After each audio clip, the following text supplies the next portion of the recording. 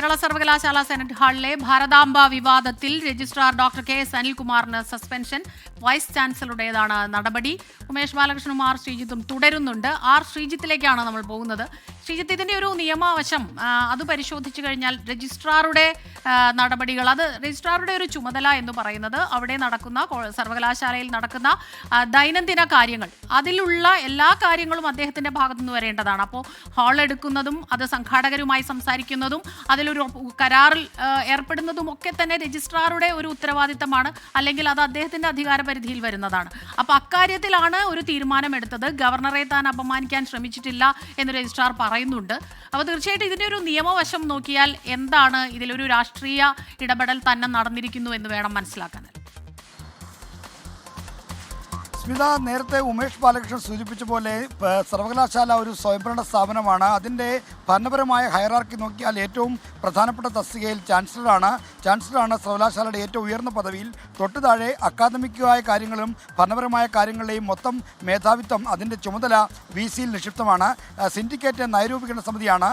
എന്നാൽ സർവകലാശാലയുമായി ബന്ധപ്പെട്ട ഭരണപരമായ കാര്യങ്ങളുടെ അവസാന വാക്ക്, അതും ഭരണപരമായ കാര്യങ്ങളുടെ മുഖ്യ ചുമതലക്കാരൻ രജിസ്ട്രാറാണ്.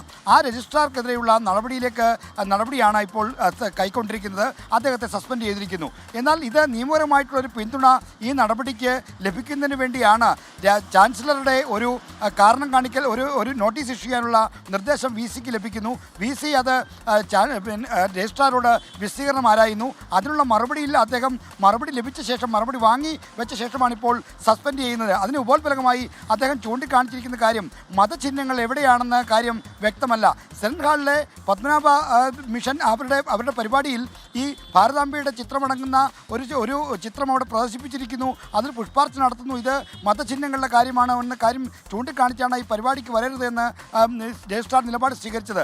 എന്നാൽ അവിടെ മതചിഹ്നം ഏതാണെന്ന് വ്യക്തമല്ല എന്ന കാര്യമാണ് ഇപ്പോൾ ഈ സസ്പെൻഷൻ ഉത്തരവിൽ വി സി ചൂണ്ടിക്കാണിച്ചിരിക്കുന്നത്. അപ്പോൾ തീർച്ചയായും രാജ്ഭവൻ്റെ നിർദ്ദേശപ്രകാരം അത്തരം സമ്മർദ്ദങ്ങൾക്ക് വഴങ്ങിയാണ് രജിസ്ട്രാർക്കെതിരെ ഈ നടപടി സ്വീകരിച്ചിരിക്കുന്നത് എന്ന കാര്യം വ്യക്തമാണ്. അപ്പോൾ ഇത് തീർച്ചയായും ഒരു രാഷ്ട്രീയ ഇടപെടലിന് ഫലമായി ഉണ്ടായിരിക്കുന്ന ഒരു നടപടിയാണെന്ന് നിസ്സംശയം പറയാവുന്ന സാഹചര്യമാണ് ഉണ്ടായിരിക്കുന്നത്. തീർച്ചയായും ഇത് രാഷ്ട്രീയ വിവാദങ്ങൾക്കും ഒപ്പം നിയമപരമായ ഏറ്റുമുട്ടലിനും വഴിവെക്കും. ഒരുപക്ഷെ കോടതിയിലൊക്കെ പോയി ഇത് വലിയ നിയമവ്യവഹാരങ്ങളിലേക്ക് നീങ്ങാനുള്ള സാധ്യതയും ഉണ്ട്. ഇപ്പോൾ